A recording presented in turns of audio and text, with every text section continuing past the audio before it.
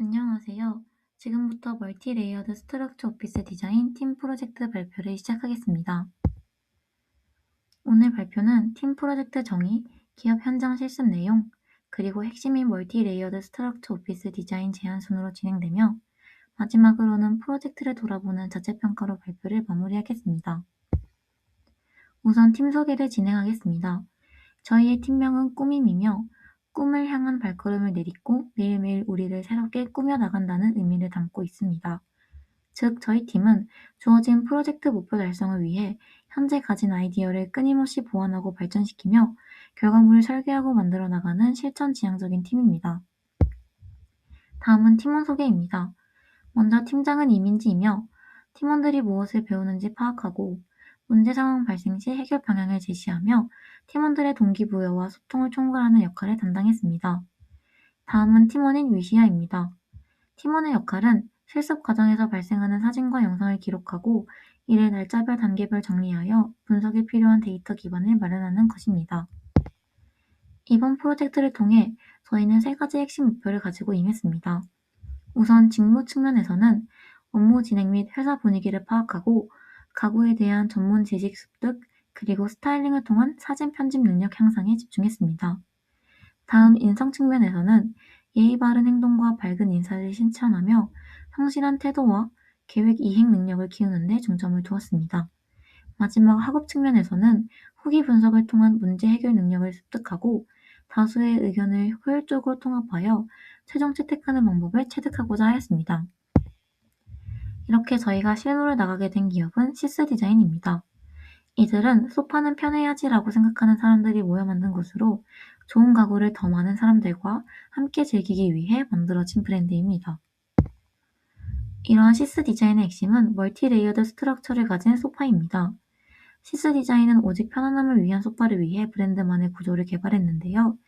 이 구조에는 멀티레이어드 구조, 더블 사이드 패더, 허니콤 스프링, 엘라스틱 에어폼, 총 4가지 기법으로 구성되어 있습니다. 이 중 밀도와 성분이 다른 레이어를 겹겹이 쌓아 올려 탄탄한 지지력과 안락함을 동시에 충족하는 멀티레이어드 구조가 대표적으로 사용됩니다. 결론적으로 저희는 이러한 시스 디자인의 소파 철학을 그대로 오피스 공간에 적용하고자 합니다. 저희가 시스 디자인에서 실습하게 된 프로젝트 소개입니다. 1주차에는 시스 디자인 브랜드 분석을 하였고 이 활동을 통해 최종적으로 브랜드의 강점을 도출하였습니다. 2주차에는 시스 디자인 소파 상세컷 보정과 쇼룸을 방문하였습니다. 1주차 실습 내용과 결과물입니다. 1주차 실습 후기입니다. 시스 디자인에 대해 조사를 하고 집중해서 판매하고 있는 소파에 대해서 알아보고 갔던 게 업무 진행에 있어서 더욱 수월했던 것 같습니다. 조사를 하며 불만족한다는 후기를 본 적이 거의 없는 것 같은데 그 결과가 다 이 진심과 노력에서 나오는 게 아닐까 싶습니다. 팀장님, 대표님과 말씀을 나누면서도 많은 것을 배웠습니다.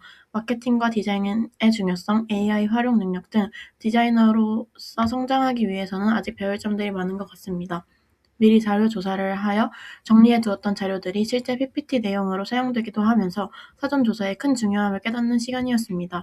팀장님과의 면담을 통해 회사의 운영 방식, 시스 브랜드의 가치와 비전 등 회사 운영 전반을 이해하게 되었고 그 후에 대표님과의 대화에서 시스 브랜드 외에 AI 활용 방향 추천 도서, 경제, 사회 흐름 등 폭넓은 시야를 얻을 수 있어 매우 유의미했던 시간이었습니다. 2주차 실습 내용 및 결과물입니다. 큰 차이는 없지만 판매하는 상품을 실물과 가장 가깝게 변경하고 소비자가 보기 편하도록 깔끔한 배경을 만들었습니다. 기업체 쇼룸 방문 후 사진입니다. 2주차 실습 후기입니다.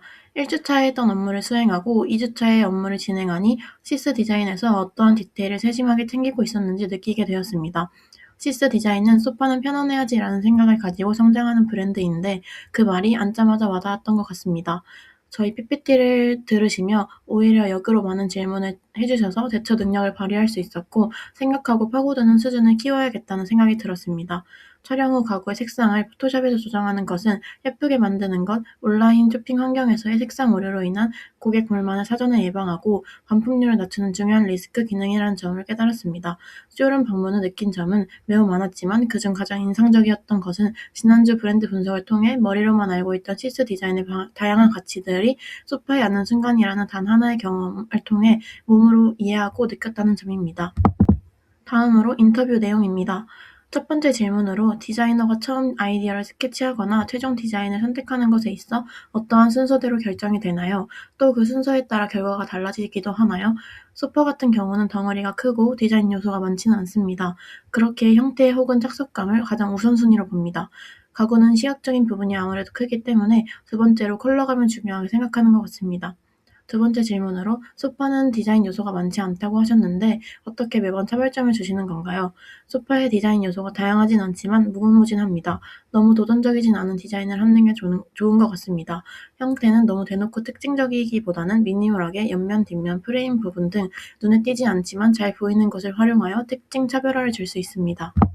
세 번째 질문으로 제품들의 이름을 어떻게 선정하며 이것이 마케팅에도 큰 영향을 끼치나요? 네, 이름 또한 중요한 부분입니다. 신제품이 나오면 마케팅팀이 결정을 합니다. 디자인팀이 결정한 컨셉, 의도, 디자인 특징 등을 참고하여 결정합니다. 네 번째 질문으로 시스트 디자인의 핵심 비전은 디자인을 통한 더 나은 일상 추구라고 알고 있습니다. 이 비전을 실현하기 위해 가구 디자인 과정에서 꼭 반영해야 하는 시스트 디자인만의 일상적 배려 요소가 있다면 무엇인가요? 그리고 그 가치를 가장 잘 담아낸 제품이 있다면 소개해 주세요. 저희는 제품을 만들 때 재질이나 컬러, 형태 같은 요소도 물론 중요하지만 실제 공간과 조화롭게 녹아드는가가 핵심입니다.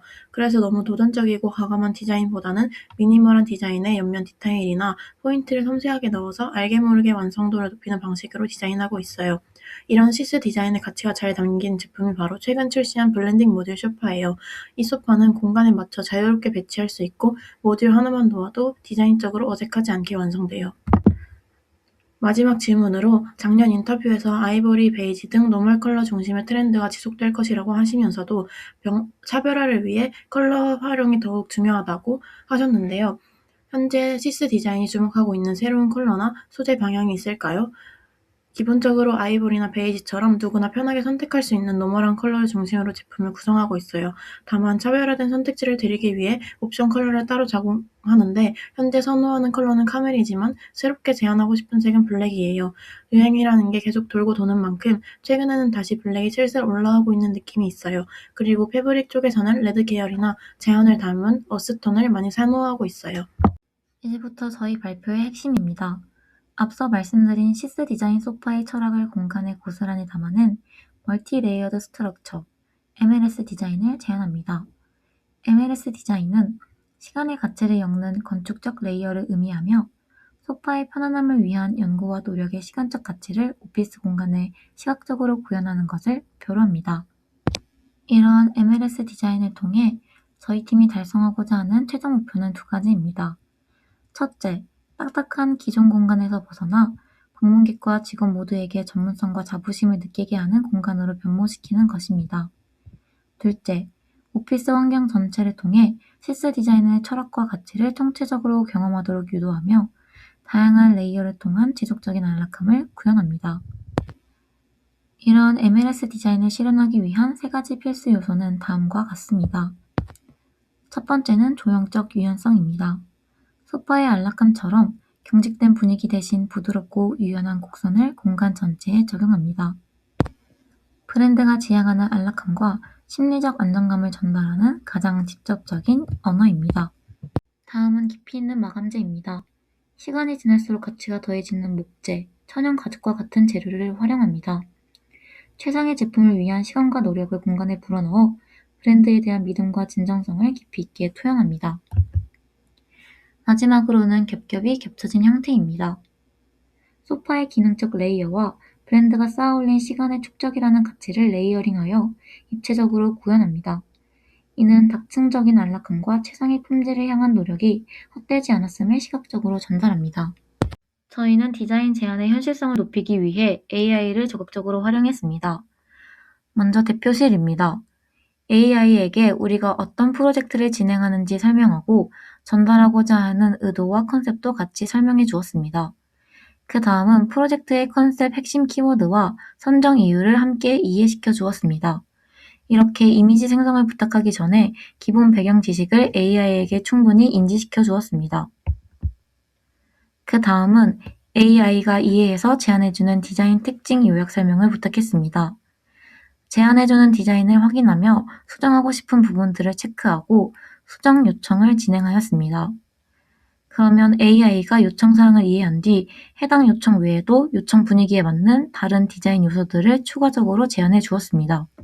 그러고 나서 디자인 제안이 어느 정도 진행되었을 때 현재 상태를 알기 위한 이미지 시각화를 요청했는데요. 이미지를 확인한 뒤 원하는 요구사항을 추가적으로 수정사항 요청했습니다. 몇 번의 수정 과정을 거치다 보니 AI는 디테일한 요청사항일수록 오류 없이 요청사항을 반영한다는 점을 알게 되었습니다. 이렇게 계속된 수정을 거쳐 시스 디자인 사장실 공간 레퍼런스 이미지가 완성되었습니다. AI를 활용하여 제작된 레퍼런스 이미지들입니다. 레퍼런스 이미지를 참고하여 디자인한 대표실 제안입니다.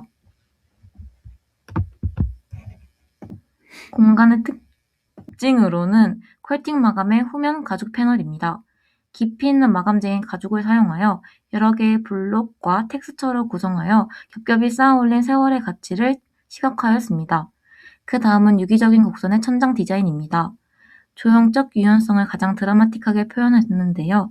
공간의 리듬감과 예술성을 부여해주고 있습니다. 마지막은 두껍고 견고한 목재의 책상 및 수납장입니다. 깊이 있는 마감재인 목재를 통해 공간의 중후함과 신뢰감을 형성하며 구조적인 레이어링의 기초를 제공합니다. 그 다음은 회의실입니다. 먼저 회의실은 레퍼런스 이미지를 선정한 뒤 AI에게 키워드를 언급하며 수정 요청을 했습니다. 그 다음 이미지를 확인한 후 원하는 요구사항을 추가 수정하였습니다. 수직적으로 요소가 반복되는 배치는 그 다음은 회의실입니다. 우선 회의실은 레퍼런스 이미지를 선정한 뒤 AI에게 키워드를 언급하며 수정을 요청하였습니다.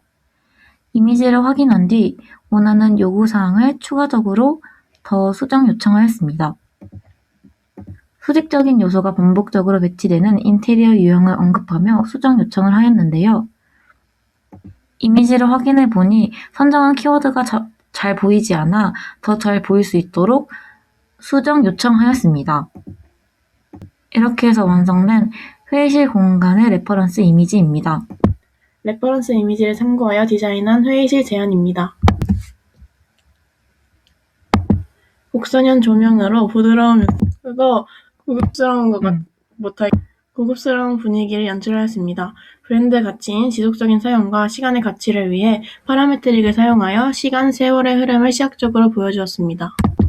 다음으로 팀 프로젝트 자체 평가입니다. 우선 우수한 점으로 직무 측면에서는 스타일링을 통한 사진 편집 능력이 향상되었고 지속적인 업무 집중으로 프로젝트를 잘 마무리하였습니다. 인성 측면에서는 예의 바른 행동과 밝은 인사, 성실한 업무 이행 및 경청을 하였습니다. 학업 측면에서는 서로에게 부족한 점을 채워주고 업무 과정 중 서로에게 좋은 피드백을 해주었습니다. 다음으로 보완할 점입니다. 직무 측면에서는 업무 진행 속도와 즉각적인 상황 대처 능력입니다. 인성 측면에서는 감정 다스리기 및 실수 인정입니다. 당황하고 자책하는 감정에 매몰하지 않고 이성적으로 상황 해결에 집중하는 것입니다.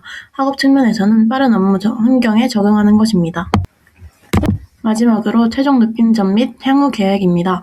먼저 저는 우선 첫 실무 수업을 듣게 되며 현장 실습이라는 두려움과 기대감이 공존하였습니다.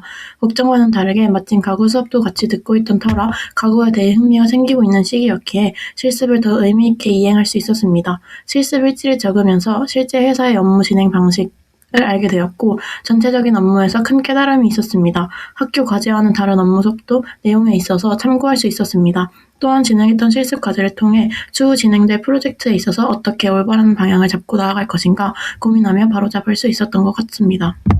시스 디자인의 여러 직원분들과 면담 인터뷰를 하며 디자인뿐이 아니라 디자이너로서의 마음가짐, 실천해야 할 것들 등 인성과 학업 측면에서 큰 도움이 되어 실무가 끝난 이후에도 실습 과정에서 겪었던 깨달음을 되새기며 발전하고 싶습니다. 저는 대표님께서 AI 중요성을 언급하셨는데 이번 프로젝트에서 AI를 직접적으로 활용하게 되어서 더 의미 있는 프로젝트를 진행할 수 있었습니다. 평소에도 AI의 중요성을 인지하고 있었지만 디자인에 AI를 활용하는 것이 아이디어를 카피하는 것 같다고 느껴서 긍정적으로 로만 프로젝트에 활용한 경험이 없었습니다. 그런데 이번 실무 프로젝트를 진행하며 AI를 직접적으로 활용해 공간의 전체적인 분위기와 디자인 방향성을 잡을 때 큰 도움을 받아 앞으로도 전체적인 디자인의 큰 틀을 잡을 때 유용하게 사용할 수 있을 것 같다고 생각이 들었습니다. 이번 실무를 다녀오며 회사가 돌아가는 큰 틀을 이해하게 되고 회사에서 갖추어야 할 태도, 마음가짐 등 나 자신을 돌아보는 시간이 될 수 있었습니다. 좋은 경험을 할 수 있는 기회를 주셔서 감사합니다. 감사합니다.